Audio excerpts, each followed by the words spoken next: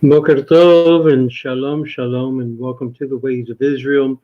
This is Rabbi Moshe Otero, and unfortunately, I'm having to do a video because only to help those people who are basically fighting which way to go. And as you know, there are a lot of people watching everything that we do, and we are under a scrutiny. And Baruch Hashem for that, because that makes us even much more honest than we really are. And I want to take you for a moment to show you something that I think is astonishing, but not so astonishing.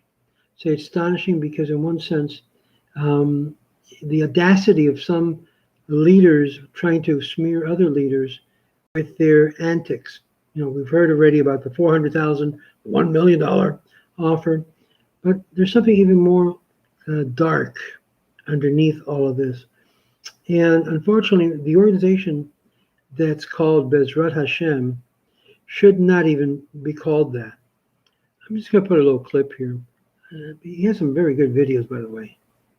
And unfortunately, he's not on the right side. And it's very unfortunate. And I'm going to show you this because I think it's important that you understand that a thief is a thief is a thief. A ganef will always be a ganef. And one of the things that I realize is you cannot for long hide who the person is for long. Can't do that. Eventually it'll be found out. And when that happens,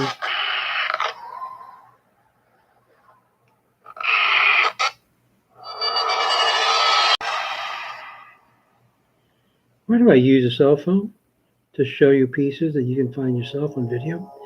Because according to copyright laws, you can only use segments of materials that may be copyrighted. Obviously, you see the phone I have has all these crack marks because I tried to bring to the long run the phone. But I'm sure you see what the beautiful videos he produces. Obviously, there's a cost to it. Now, I'm going to stop here. I like the beginning. The content of his material obviously is something that's a big problem. But I'm wanting to show you this because someone sent me a link to Tikkun, which happens to be Yaron Rubin. Heretic.com, Yaron Rubin. Anything that will be utilized to defame a fellow Jew, you'll find it under the guise of Yaron Rubin. Now, why is this so important? Because today I get up and I see an instant message from a good friend. He's a Hasid, and he's involved very much in the issue of KIRUV and teaching B'nai Noach.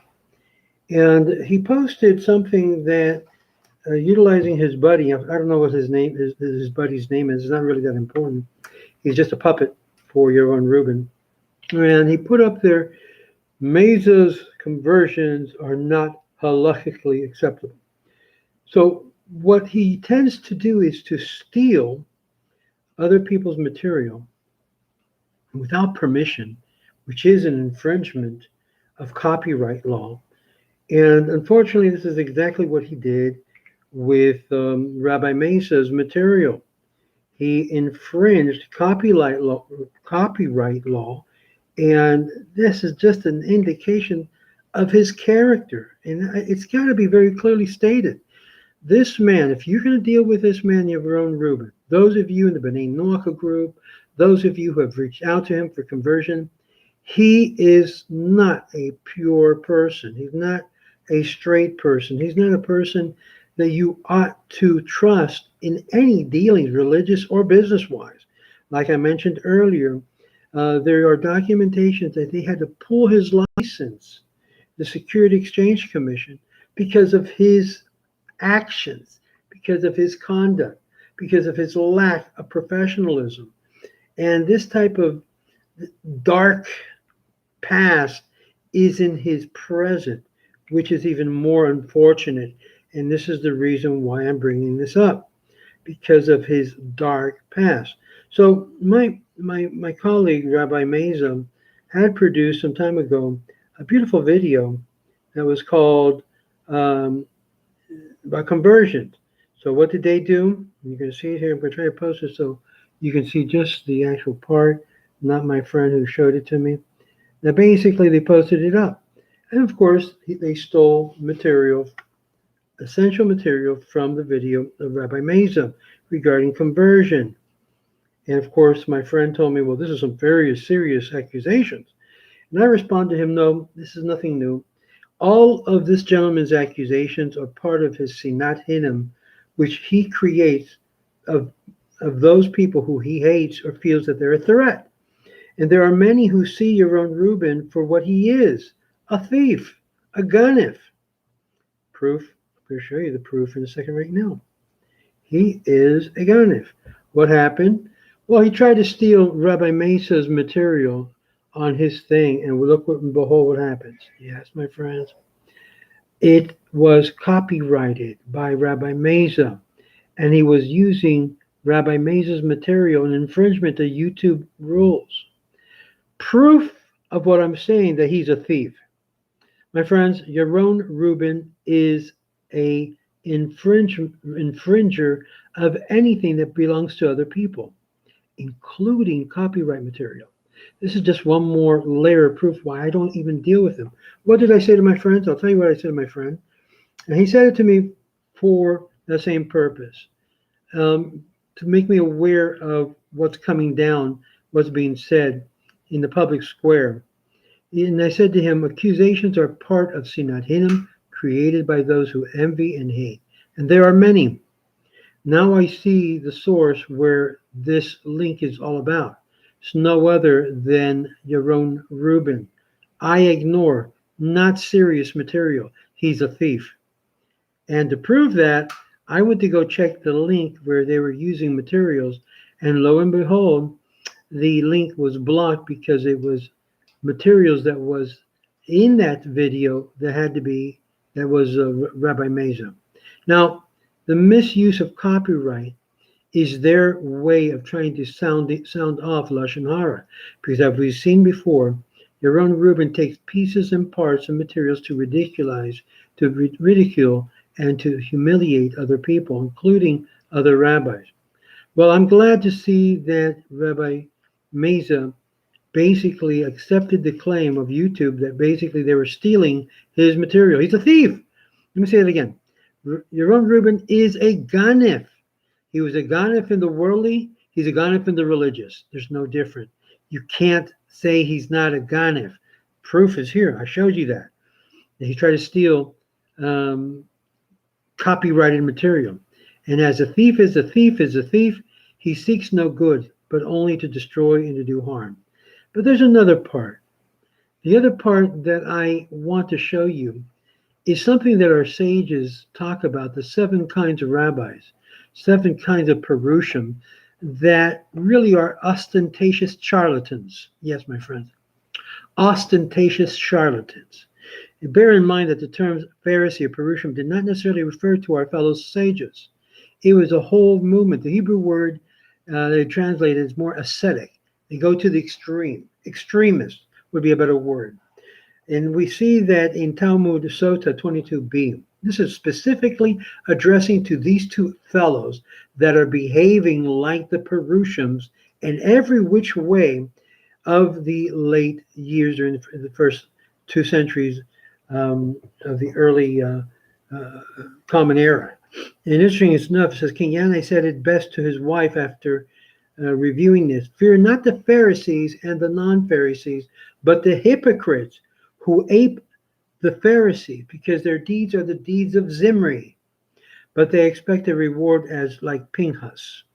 Now, interesting I say that because anybody that's obsessed so profusely with sexual matters, as is, you will see on the page, sexual matters of masturbation, of pornography, because these individuals have been involved in it to such an extent, they see it as a terrible evil.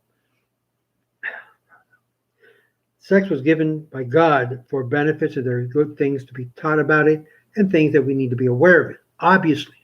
But these are charlatans. You have 2 religious charlatans dressed in black.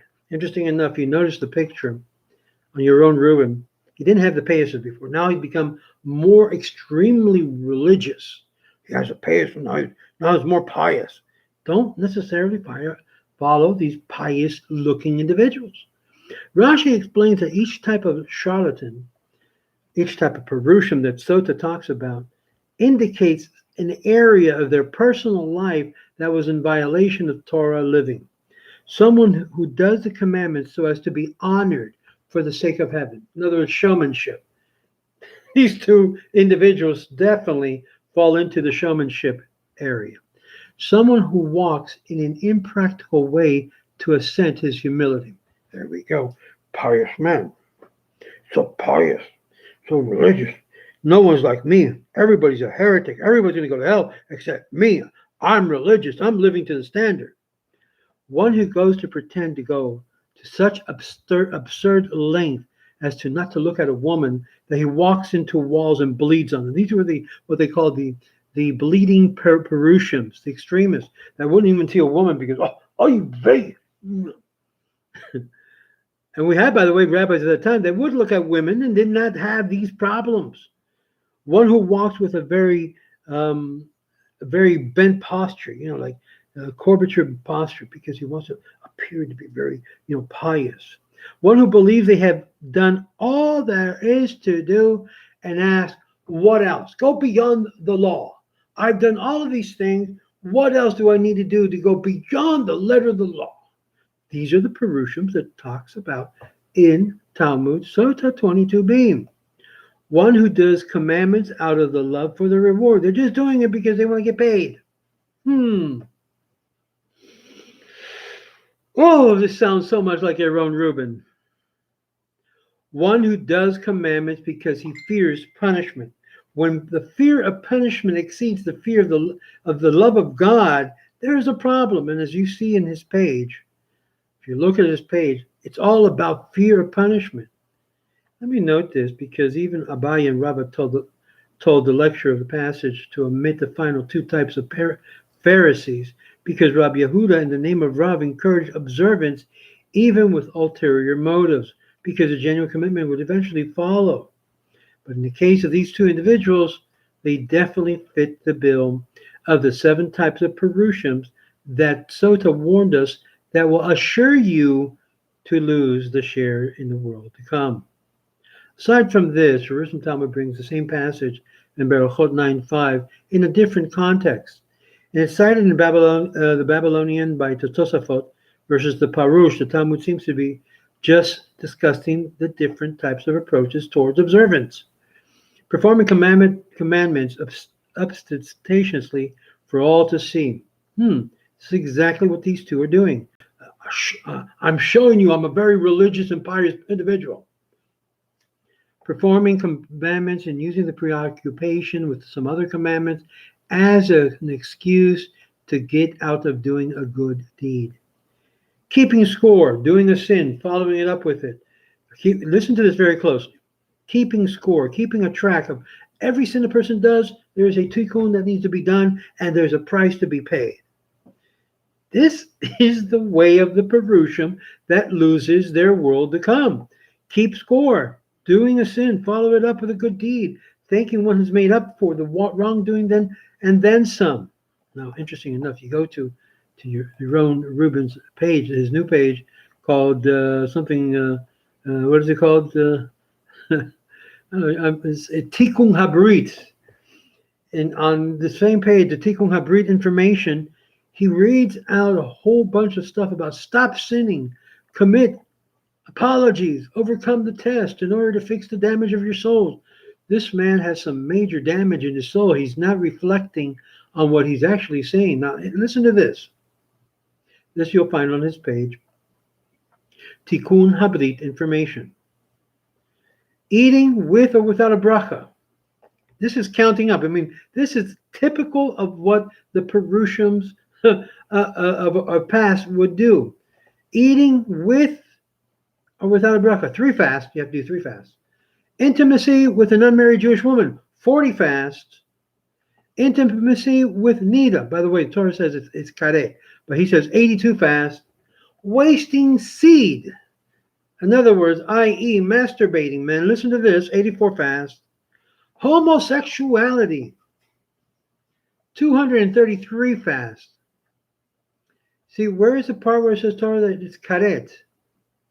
Karet has no play here. Now listen to this one. Homosexuality, 233 fast. But, if you have intimacy with a Goya, non-Jew, a non-Jewish woman, it decreases to 216 fast. Idolatry or atheism, you have to do 301 fast. Interesting. Intimacy with a married Jewish woman, adultery, 325 fast. Example, if one is doing tikkun for 10 times what they ate without a blessing, then it would be $5 meal cost times 3 fast times 10 sins equals, here we go, equals $150 tzedakah. So if you give $150 tzedakah, it is as if you've done your repair. This is what he's saying. Money, money, money, money, money. He's about money, money, money, money. The tikkun for a single time of wasting seed is 84 fast. So let's calculate how much I would have to give to his organization to do tikkun properly. I can't believe I'm even reading this, my friends. It is so idiotic. It is so Perusian of him. And therefore, $5 meal cost times 84 fast equals a total of $420. So if I give him a tzedakah of $420, I'm taken care of. Because this sin is the most addictive of all sins, how he misinterprets the Rambam. These are people who are sick-minded. They have a sick mind. They're not thinking right. This is why Talmud talks about these types of Perusians. They've lost their world to come. Not that they're going to obtain it. They don't have it. The number 3 times a person would make this tragic mistake of wasting seed, and it could be quite numerous. It sickens me that I have to read this, because the way he's twisting and turning even the words of our sages is completely abhorrent to me. By using tikkun money to help publicize and market Tikkun HaBrit movie, you get to get tikkun. My friends, anyone following these two charlatans should be ashamed of themselves. I don't want them on my Facebook. I don't want them in my social media. I don't want them at all. You want to believe this narishkeit that these guys are putting up? And I say narishkeit not because of what the sages say. We can argue and go into the sources to exactly what the issues are there. But to have to debate and talk to someone like this, like I told Rabbi Mesa, why do you waste your time with such loonies? These are crazy nuts. These are people who bring people to the point of desperation. These are crazy nuts, not fanatics. One thing is to be so fanatic that you're 100% there. I can't call these individuals fanatic. I can call them clowns. I can call them idiots. I can call them Perusians. Because these were the same types of Perusians that many religious leaders of the first century cried out against. Many. And it wasn't like you Christians think it was only Jesus that cried out about the Perusians. And it was these type of Perusians that he cried out against, calling them hypocrites and Pharisees, that basically it's the same type of Pharisees that the Talmud speaks about. But this guy has no idea of literature of the first century. He barely puts things together in such a way to make it look like a very great theatrical work. He does have some great movie-like presentations, no doubt about it. But to follow these two individuals, when it says very clearly, fear not the Pharisees, don't fear Yaron Reuben, don't fear his little buddy with a black hat. These non-Pharisees, but they're hypocrites who apes the Pharisees because their deeds are the deeds of Zimri, but they wanted the reward of Pinchas, of being ultrally religious. I am keeping the Torah, and if you don't do it the way I do it, I'm the example. I'm the example. You're going to hell. You're going to hell. Unfortunately, we have charlatans even among our own people. And these two individuals, with all their great video presentation, the theatrical, they're two individuals that are Perusian in essence to Sota 22b. They follow to the T everything here. They enumerate the sins and the rewards. They enumerate the cost of each thing that they do. These, my friends, are today's modern Perusian. And as I mentioned earlier, and will continue, they will continue to attempt to steal copyrighted material like they did with Rabbi Asher Meza, and they got blocked. And I just showed you. These are ganas. These are thieves within the community. They're stealing your heart. They're stealing your mind from true rabbis. You want a true rabbi? You don't want to have to follow Moshe or Rabbi Meza. You have great rabbis here. You have great rabbis here in this community. You have young Israel here. You have B'nai Sephardi here in Hollywood. Incredible rabbis. They may be young, but they have a heart to teach Torah. Not these extremists. You have Rabbi Lazari, okay, right over here close to where I live. You have incredible rabbis throughout. Rabbi Ephraim Goldberg, who these two clowns have picked on and declared them to be heretics. I mean, what type of rabbis are these? And who are the ones that support these rabbis that are more like the Perusians of old? My friends, these are ganas. And if you're going to put your hands to support these two individuals, look at the treif that you're supporting. Treif. These individuals will bring a person to hell, not to KIRUV. Their KIRUV method is completely like the Perusians. They go to the extreme from one side of the world to the other just to make someone so religiously extremist that they're no religiously good anymore. They're completely bungled up mentally. So my friends, be very careful that just because they cry out and they say Tikkun Habrit, sounds so beautiful, and they basically push an extremist agenda.